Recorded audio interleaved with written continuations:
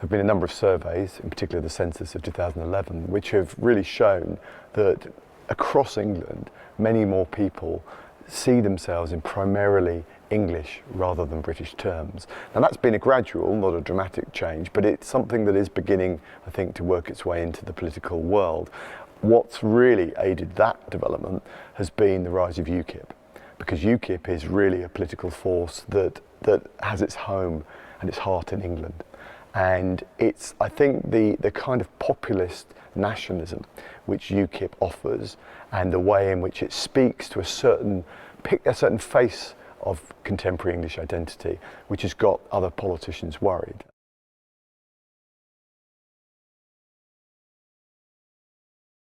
England and Britain have a very strong cultural reputation and image in the world, and there are clearly parts of the world that have increasingly over the last 50 years seen Britain as irrelevant or less relevant, less geopolitically powerful than certainly it once was.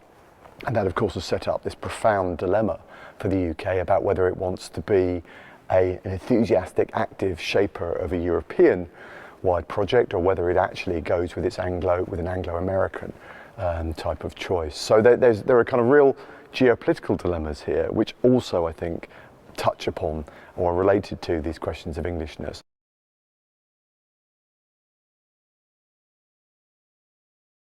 I mean, ever since devolution, there's been an expectation or an anticipation in some quarters that there might come a time when the English would turn around and say, well, what about us? Well, what do we get in terms of a degree of government that is actually, recognises our own sense of national identity? But then the argument against that, which was the argument made at the time of devolution, was that that's not how the English think. The English are content to express themselves through British institutions and through the political system as it was currently configured.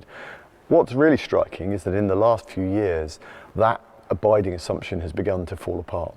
And there is a growing sense of unease, I think, in the political world about the mood of the English.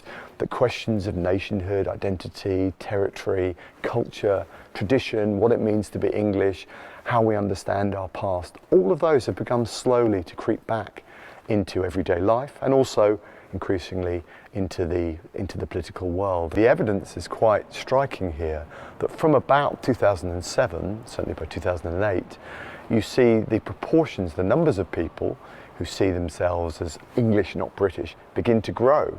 So in fact, quite the opposite effect to that which was intended began to come about. And it is striking, and I think not coincidental, that was a Scottish MP who became Prime Minister and was associated with a particular understanding of what it means to be British, which I just think had ceased to resonate with English publics by that time.